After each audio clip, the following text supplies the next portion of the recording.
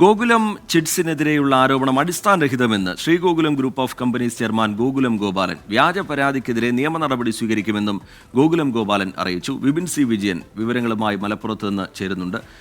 വിപിൻ, ഈ വ്യാജ പരാതി അതിനെ നിയമപരമായി തന്നെ നേരിടാനാണ് ഇപ്പോൾ ശ്രീഗോകുലം ഗ്രൂപ്പ് ഓഫ് കമ്പനീസ് തീരുമാനിക്കുന്നത്. ചെയർമാൻ ഗോകുലം ഗോപാലൻ വ്യക്തമാക്കുന്നത് എന്താണ്?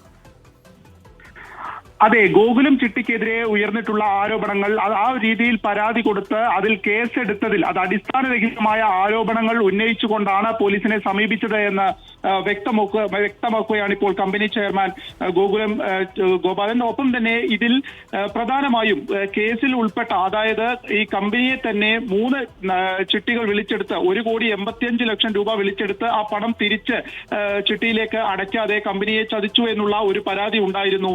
ഇപ്പോഴത്തെ ഈ പരാതിക്കാർക്കെതിരെ ചെന്നൈ ചിട്ടി ആർബിട്രേഷൻ കോടതി മുൻപാകെ കേസ് നൽകി കമ്പനിക്ക് അനുകൂലമായിട്ടുള്ള ഒരു വിധി ലഭിച്ചിട്ടുള്ളതുമാണ്.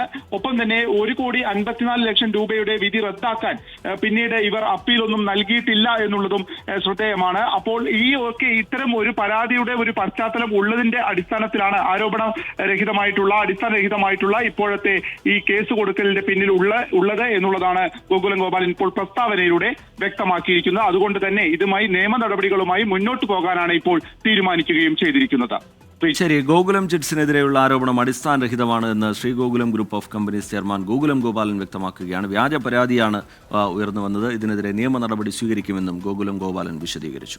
വിപിൻ സി വിജയൻ അതിന്റെ വിശദാംശങ്ങൾ പങ്കുവയ്ക്കുകയായിരുന്നു.